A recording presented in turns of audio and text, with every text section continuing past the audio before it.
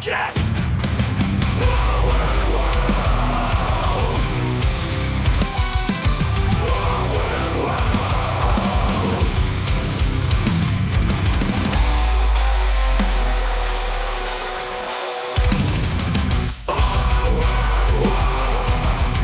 Welcome to Our Weird World. I'm your host, John Henson, and today it is the start of November.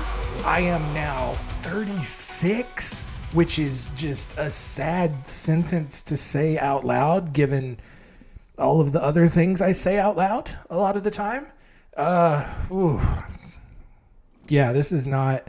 I thought 36 would feel very different. Like, I thought being an adult would just be going to work every day, dealing with taxes, and it is that. Don't get me wrong. But like, when I look in the mirror, like how I feel internally does not match the weathered, sad, whatever this is on the outside. Like internally, mentally, I still feel like I'm like 25. And like I feel like I've been 25 for a long time, where I'm just like peak in my prime, and it's just been continuously getting worse every year since then. But that's that. Also, one thing I've been meaning to mention for several months now, thank you to those who send messages to the show, either through the website at johnhensonwrites.com, or you're clicking the link in the episode descriptions and sending a message. I do get them. I do see them. I just can't respond to them. Like, I can respond to messages that are sent through the website, and I do. But several of you have sent messages directly from the episode description. And because my hosting platform handles that, I can't respond, and I don't know who you are. So, it is what it is. But I do see them. I do appreciate them. And so, if you're still listening and you've done that, don't feel like I've ignored you. I just don't know who you are, and I can't respond. So, I will try to make more of a concerted effort to respond, like, directly on an episode. It'll probably be like 2 months later, because that's kind of how far ahead I'm recording all the time. But I'll try to respond. So yeah, what are we talking about today? It's a new weird fun bag. So we're talking about cocaine and black lords and some bank robbers. This is gonna be a good episode. So let's get into it.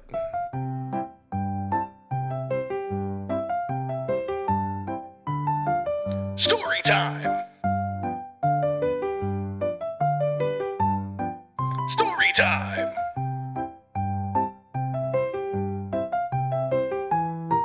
Story time?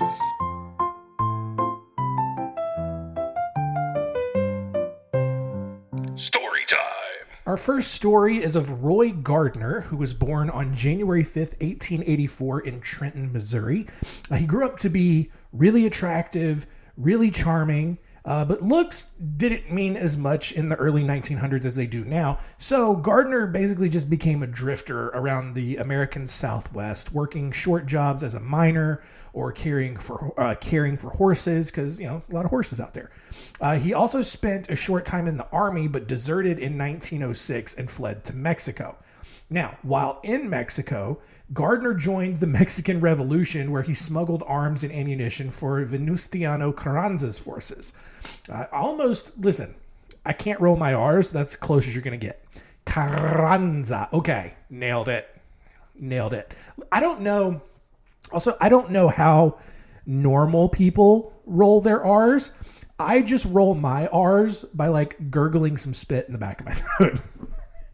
So like, if I'm not locked and loaded, I can't do it. See, Carranza, but then Carranza.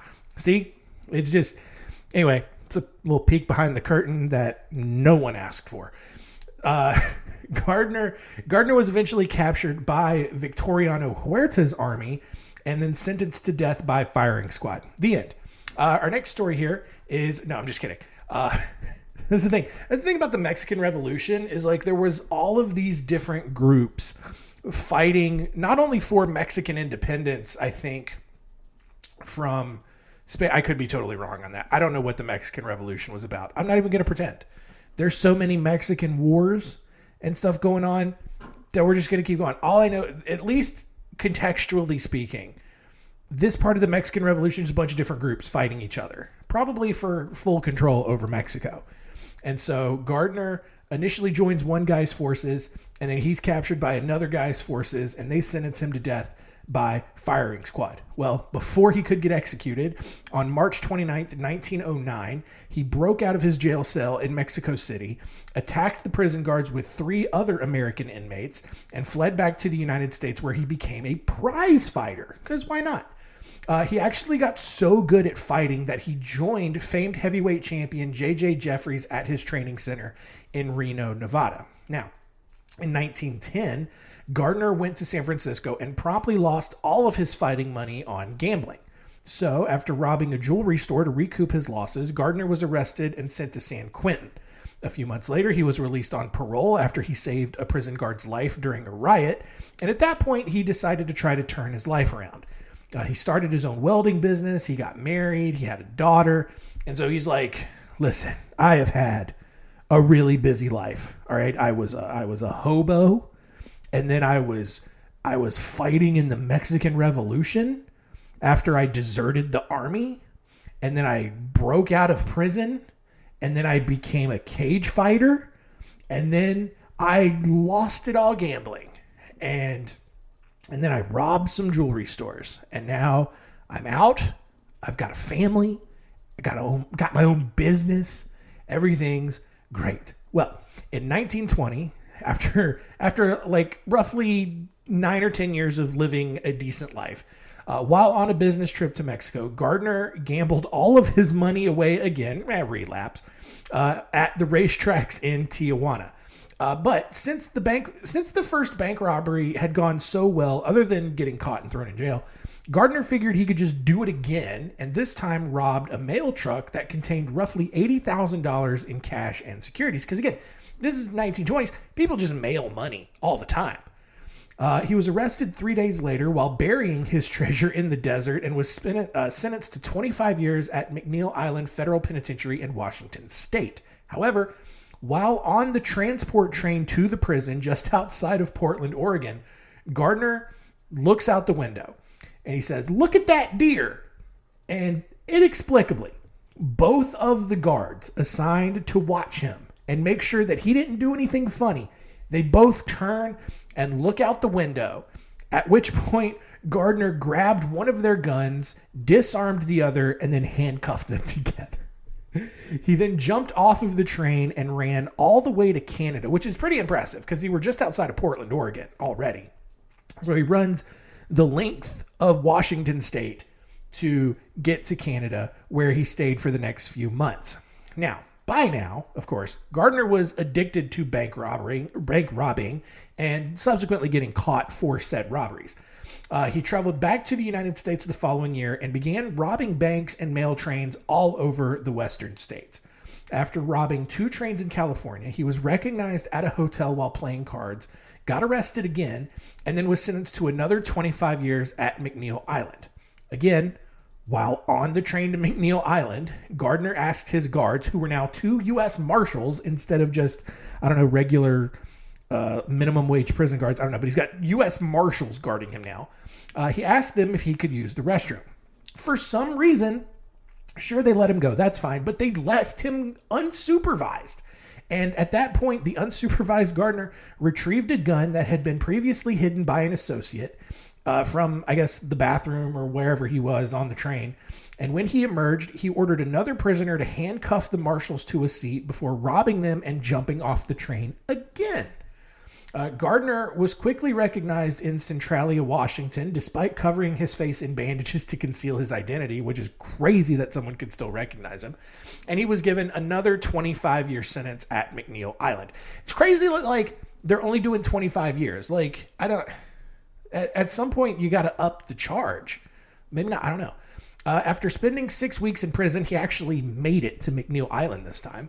Gardner actually ended up convincing two other prisoners, Lawardus Bogart and Everett Impin, great names, that he had paid off the tower guards and that they would be able to escape. So on September 5th, 1921, none of that happened, by the way. But on September 5th, 1921, during a baseball game in the prison yard, Gardner made the signal to execute the plans while the guards watched a fly ball soaring into the outfield. The three men then ran 300 yards to a fence where Gardner cut a hole, allowing them to escape into a pasture. Impin, however, he was shot and killed, while Gardner and Bogart were both shot and severely wounded. Despite confiscating every boat on McNeil Island, prison guards were unable to find Gardner, who had left Bogart behind. While search parties scoured the island, Gardner swam to nearby Fox Island before making his way down to Arizona, where he resumed his crime. So this dude just escapes from a federal prison on an island. It's not Alcatraz, but it's still on an island. And I mean, like, you know, it's also kind of just out there. You know, it's off the coast of Tacoma, like deep into Puget Sound. I'm guessing it's all Puget Sound, but deep into Puget Sound, right? And like it's adjacent to Anderson Island and Ketron Island, but like you still gotta go a long way. You still gotta swim quite a long way, unless you go to, you know, the other side. I don't know why I'm telling you this as if you're also looking at the same map I'm looking at now. Never mind. I should cut all that out, but I'm not gonna. So he eventually gets all the way to Arizona and doesn't turn his life around either. I don't know what his family's doing at this point. Maybe they've just given up on him too.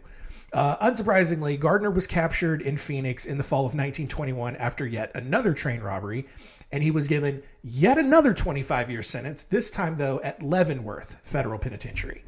In 1925, Gardner was transferred to Atlanta Federal Prison, which at the time was considered the toughest prison in the country. So even beyond Leavenworth, even beyond San Quentin, even beyond Alcatraz, like these famous prisons, Atlanta, for some reason, was considered the toughest in the 1920s.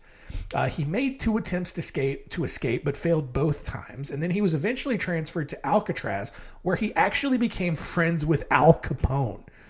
He was ultimately paroled and released in 1938, where he officially retired from his life of crime. After his release, Gardner published an autobiography, as he should have. Best decision he made in his entire life. He attended crime lectures, produced a short film about his life, and actually became a tour guide on a boat excursion around Alcatraz. On January 10th, 1940, Gardner then checked into a hotel in San Francisco and taped a note to the door that read, "Do not open door, poison gas, call police." He then sealed the door, dropped cyanide into a glass of acid, and inhaled the fumes, and obviously, died. Crazy life that guy did. Next story here is of Terri Hoffman, who was born on March 21st, 1938 to a very poor family in Fort Stockton, Texas, who quickly then gave her up for adoption. She eventually grew up and married John Wilder, a truck driver, and had 3 kids. By 1971, Hoffman had filed for divorce and was sent to Parkland Hospital in Dallas for psychiatric evaluations, but was eventually released and awarded custody of her oldest child. In 1974, Hoffman used her interest in meditation, metaphysics, hypnotism, and mind control to begin the conscious development of body, mind, and soul, where she sold lessons and consultations to a growing number of followers. And why does she have followers at this point in her life? Like, it's Texas, which is like the toughest market, I would think, to get into, metaphysics and hypnotism, but whatever. And like, listen, I try not to be a judgmental person, right? I try. I'm not good at it, but I try. And I'm just saying, like, if a single mom of 3 kids comes to me, who has spent time in the hospital for psychiatric issues, comes to me and is like, "Hey, I am this metaphysical hypnotist. Come join my lessons." No. Not a chance. I'm not even hearing her out. I'm slamming the door in her face immediately. But whatever. To supplement her income from these courses, Hoffman opened CD gyms and instructed her followers to buy her handmade jewelry that she sold at exorbitant prices under the guise that the crystals would protect them from whatever evil was going on in Texas at the time. So now, not only is she got this stupid metaphysical hypnotist course, but now she's got like Serenity by Jan going on in the form of CD gems, and is like basically, and here's the thing, like you can just buy raw gemstones at relatively reasonable prices, you know, like I live up near, relatively close to the mountains, a couple hours away, mountains in North Carolina, all kinds of gem mining up there, famous for like ruby and sapphire mines, emeralds up there, all kinds of stuff. I could go up there today and go to any one of those gem mines and say, hey, give me just, I don't want to do the flume and the panning and all that kind of stuff. Just get me a bucket. Don't even put fill dirt in it. Just give me a bucket of your raw gemstones that you have pulled. Where? Because that's the thing. That's what these places do, right? Like a lot of them don't even, mine their own gems to resell. They just order them from like Brazil or Pakistan or some other place that, people are dying over. And then they just put dirt in them. And then white people like me go there, spend $50, play in the water and the dirt, and be like, oh man, I found a quartz and a garnet. Wow. And it's fun. I love it. All right. That tickles the tism in me so much. I love it. But I also know what this is. All right. I'm not stupid. So that's probably what Terri's doing. She's just ordering these gemstones wholesale, $50 for a bucket of them. And then she's just turning around, gluing some pendants on them and selling them at crazy prices and telling her incredibly stupid followers, this will protect you from all of the evil in Texas right now. Mostly around Satan and the homosexuals, probably. I don't know. It's Texas. In addition to this, she taught her followers to avoid negative thoughts and energy, and that death was nothing to fear since their ultimate goal was to be reborn in the spiritual realm. Oh, we got ourselves a little cult brewing over here. Terri soon began claiming that she was the reincarnation of Saint Teresa of Avila and that her inner circle was fighting against black lords on other planes of existence. And I'm assuming black lords, not like African Americans, even though it's Texas. It's probably more like demonic lords, but maybe also black people. Additionally, Terri said that she was being aided in the fight by God himself, and the 12 masters, including Jesus, who were only visible to Hoffman and no one else. And again, at what point do you not just look at this lady and say, oh, wow, no, you are legitimately crazy. I'm out. But no, her followers are somehow dumber than she is, and they're eating this up. Like, oh, Terri, magical, spiritual Terri. I can't. Every time I say the word Terri, the only thing I can think of is the video from July 4th a few years ago. Back up, Terri. Put it in reverse, Terri. And that's all I can think of. But this is a different Terri. And so, anyway, so Terri's the only one who can see God and Jesus and 11 other people, I guess. And so, and somehow, because everyone seemed totally okay with all of this, still in Texas, by the way, Hoffman began claiming to possess the ability to communicate with the dead and see both the past and the future. I mean, we can all see the past.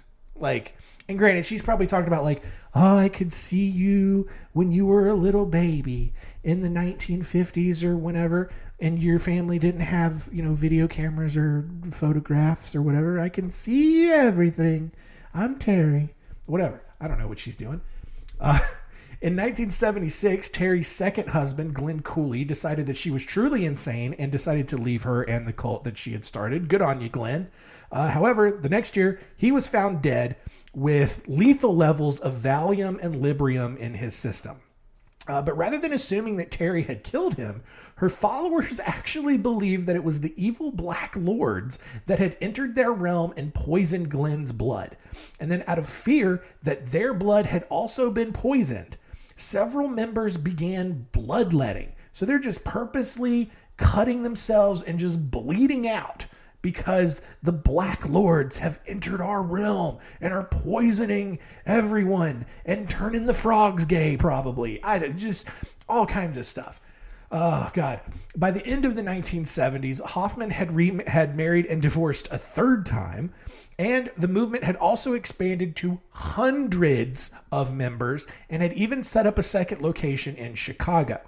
In 1979, cult member Sandy Cleaver went on vacation with her daughter Susan, even though Susan had been infected by evil spirits that were negatively affecting her energies. Everyone knew this, and honestly, they all told Sandy this was going to be a bad idea. Like, your daughter, she's been messing with the Black Lords and her energies are all negative and you really shouldn't go on vacation with her. Well, Sandy did it anyway. Susan, however, subsequently drowned during this vacation, and Cleveland and Sandy, her mother, brought her $300,000 life insurance policy and her house to the cult for Terri to use. Not suspicious at all. 2 years later, Sandy Cleaver then drove her car off the side of the cliff, killing her and the 77-year-old housekeeper who was riding with her. Coincidentally and very conveniently, it was discovered that Cleaver and the housekeeper had both named Hoffman as the sole beneficiary in their wills. Although the wills were contested and settled, the cult received a ton of bad publicity for this. Even more, 3 cult members who testified in defense of Terri Hoffman later committed suicide. So now the death toll for people associated with this cult is up to like 7, because you had Terry's second husband, Susan and Sandy Cleaver, their housekeeper, plus 3 cult members who committed suicide after testifying in that trial. Another member, Robin Ottstott, was told by Hoffman that she had been paired with an invisible CIA agent named George, and that her best friend Tamara and her invisible CIA agent lover were threatening her life. And people still believed her. Like, this was, and I've brought this point up before, and like, I would almost prefer it if Terri was completely lucid at this point and was just trying to see, all right, what's the most ridiculous thing that I could say? I'm tired of having all of these people follow me. I'm tired of all of these idiots around me all the time. What's the most insane thing I can think of to tell these people to make them stop following me? All right, here we go. Robin, I see an invisible CIA agent named, I don't know, Dave. And Dave is invisible. He works for the CIA because they have invisibility cloaks now. And he's your lover, but then also your best friend, Tamara. She's having an affair with Dave, the invisible CIA agent, and they're going to kill you. I don't know. Well, guess what? On April 19th, 1987, Robin Ottstott told her ex-husband that she had contracted terminal hepatitis and then killed herself 2 days later. The problem with that, though, was that the autopsy showed 0 signs of anything actually being wrong with this woman. Later that year, Mary Levinson was found dead from an overdose with $125,000 missing from her account. Terri Hoffman's fourth husband, Don Hoffman, was found dead from an overdose the following year. Although Don had written about a terminal cancer diagnosis in his journal, the autopsy never found anything. And that's because, according to Don, the Black Lords had hidden the evidence of this cancer behind an illusion to fool all the doctors in the corners. But he knew the truth because Terri told it to him. Oh, God. 4 days later, former cult member Jill Bounds was beaten to death in her home. Police found that several pages from her journal had been ripped out, but still discovered the connection to Terri. However, as with the previous deaths, all connected to Hoffman, police just assumed it was this giant coincidence and just moved on. The police are so aware that there are at least, I think, almost 10, if not 10, 9 or 10 deaths around and related to Terri Hoffman at this point. And they're just like, God, wow, what a big coinkydink. Just, wow. But not Terri. Nah, Terry's fine. She's just a silly old lady with her Black Lord mumbo jumbo. Oh, God. In June of 1989, cult members David and Glenda Goodman claimed to receive instructions from God to start practicing their marksman skills. Never a good sign. If anyone comes to you and is like, hey, man, I've been praying a lot lately, and God has put on my heart that I need to, become a better shot. So I'm going to start going down to the shooting range. I'm going to be spending all my free time down there. Nope. You get some surveillance on that dude immediately because he's going to kill somebody. It's just a matter of who. And if he tells you about it, it's probably you. I just going to throw that out there. You're on the list. So I don't know. Maybe do something.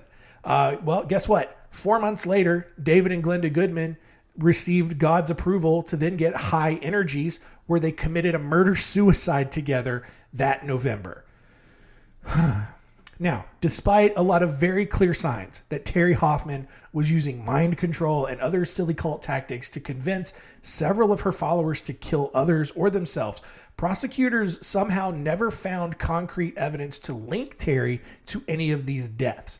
However, due to all of the bad press and a mass exodus of most of her followers, thankfully, Hoffman was forced to file for bankruptcy in 1991, which of course she did incorrectly, and then was given a 16-month prison sentence for bankruptcy fraud in 1994.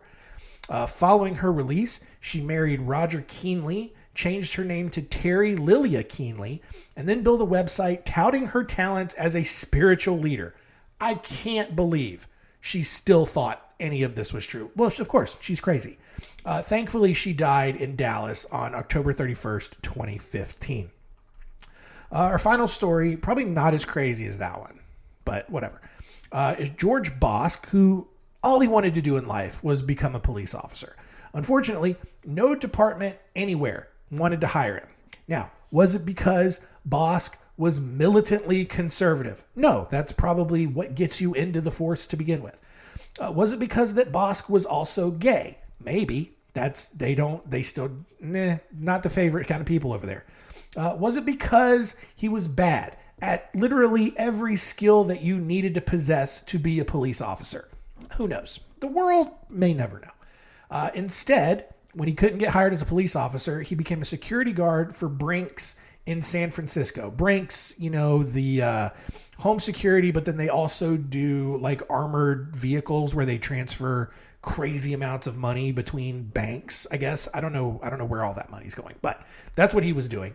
And so he got this job in San Francisco where he met Carl Denton. Now, Bosque thought that Carl Denton was his soulmate. However, Denton disagreed. And even though Denton was gay, he wasn't that gay. And he broke up with Bosque in 1980, which caused him to snap. Bosque began his mental breakdown by robbing his own Brinks van containing roughly $1.85 million, where he then fled to New York and became a popular figure in the city's underground gay scene, where he ingested just comically large piles of cocaine, like enough cocaine to make Tony Montana flinch. All of that booger sugar, chasing all of the white dragons everywhere. Think of the most amount of cocaine. That's what Bosque was doing. And he's gay on top of it. So it's probably really fun, whatever he's doing. Because cocaine then fills you with a ton of stupid ideas that you should never actually act upon, Bosque decided to throw down $200,000, which is about $600,000 in today's money, on a gay porn movie set in ancient Rome that he called Centurions of Rome. So this is absolutely a coke idea. He says, yes, I am going to, oh my gosh, going to make a pornographic movie. It's going to be theater. It's going to be cinema. We're going to set it in Rome. And it's going to be the Centurions of Rome. And it's going to be so gay. So gay. So much sex. So much wiener. He hired 32 actors. I assume they were all porn stars in some capacity. He had several elaborate sets constructed, put even more cocaine for free out on the catering table, and then paid each person with a big suitcase full of cash. Probably just part of that $1.85 million that he stole from his own Brinks van. Not surprisingly, A cocaine-fueled gay porn movie was not a smooth operation. It's like, God, what was the name of that movie? James Franco did it. It was called The Disaster Artist, but it was based on Tommy Wiseau's movie that he wanted to make, The Room. It's basically like that, where Bosque is like some maniac who has no talent whatsoever, but he is hell-bent on making this movie. And nothing's going to go right. You know, like he constantly rewrote the scripts, mostly because the crew behind the camera kept laughing at the terrible dialogue during the filming. And I wish I knew what it was. I'm not going to go into it, but it's just like, yes, Heracles, your giant veiny wiener. It feels so, and then everybody's just giggling. And so then Boss is like, cut, I have to rewrite it. No. It's got to be seriously gay. And so one cast member actually laughed so hard that he had to prop himself up on a pole, which subsequently fell over and caused the entire set to collapse upon one of the actors. Bosque also insisted on having horseback riding scenes, which I don't know how you horseback ride naked with a boner, but he was going to go for it. The problem was that none of the actors had ever ridden horses before, probably traditionally, if you know what I'm saying. The best part, however, was that Bosque insisted on filming several scenes at a local fisting club. And that apparently is a real thing that existed, maybe still exists in New York. A fisting club. Gross. Why do you need a club for that? What goes on? I know what goes on, but like, New York's got it all, man. If you know somebody, you got to know somebody, but you can find whatever you need in New York City. Just going into a club, and what is just everybody just got their guns out, you know, fists just cocked and ready to go at all times, just waiting for someone to plop down on there, or just spread eagle so you can get up in there. God, the floors have to be so slippery in there. Oh my God.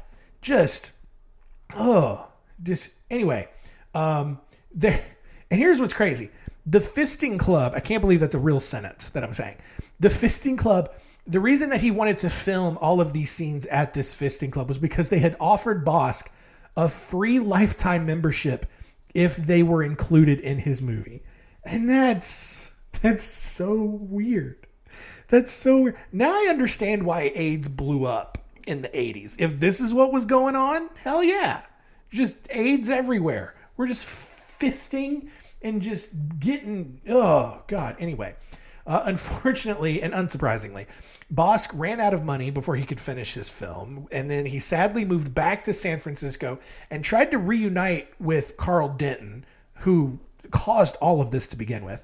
Unfortunately, Carl had moved down to Texas and was living his own life. So instead, Bosque found several police officers who had spent the last 15 months trying to track him down for his own Brinks robbery.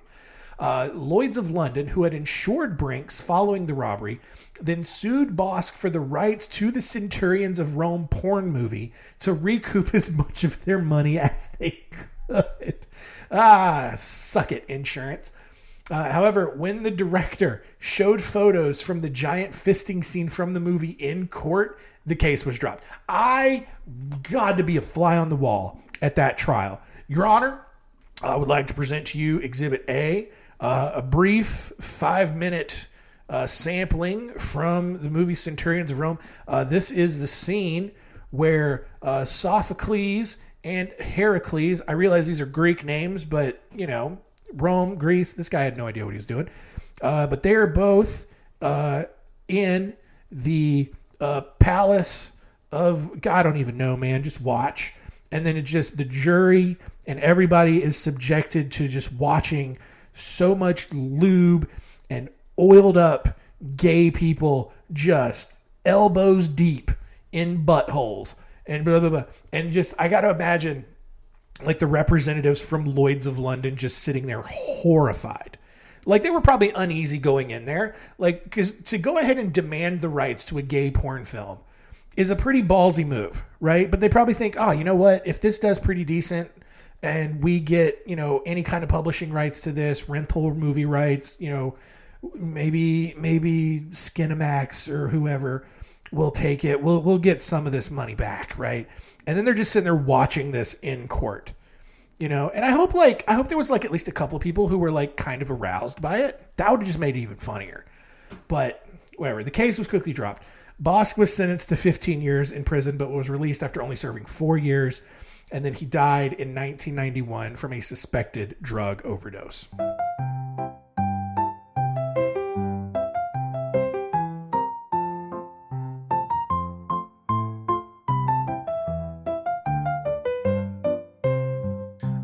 All right, weird fun bag number 20 in the books. I did kind of undersell that last story a little bit. I don't know, man. Kind of a toss-up, man. Just two different kinds of crazy. You got Terri with her black lords, and then you got George with fisting clubs. Who knew? And then don't forget Roy Gardner, doing everything that he did, which is still crazy, but somehow very much overshadowed in this episode. But let's recap real quick and see what we learned today.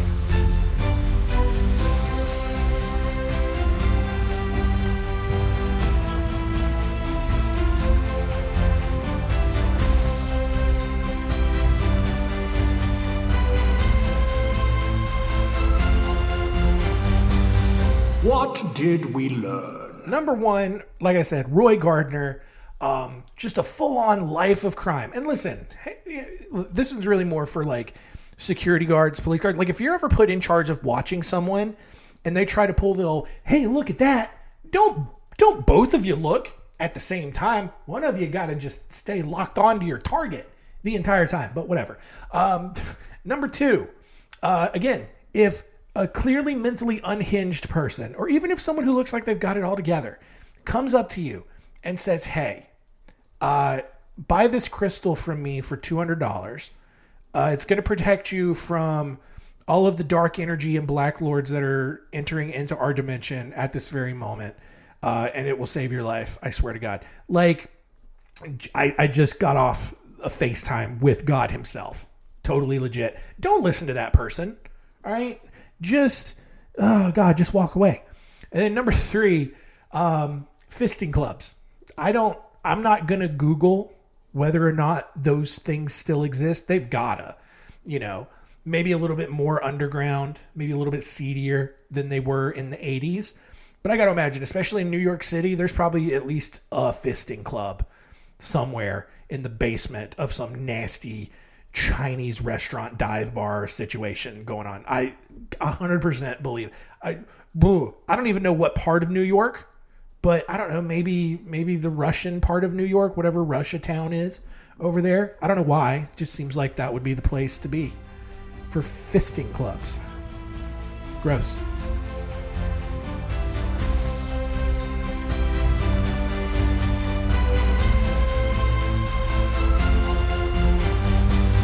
What did we learn? Next week on Our Weird World, you remember The Watcher from a couple of weeks ago? Well, there was actually a story that predates The Watcher. Not quite as creepy, mostly because I think a lot of people kind of figured out who it ended up being. But we're going to look at the story of the Circleville letters happening in Circleville, Ohio in the 1970s. So come on back for that one and see how that one turned out. But that will do it for today. Thank you so much for continuing to listen. Keep telling all your friends, and keep it weird.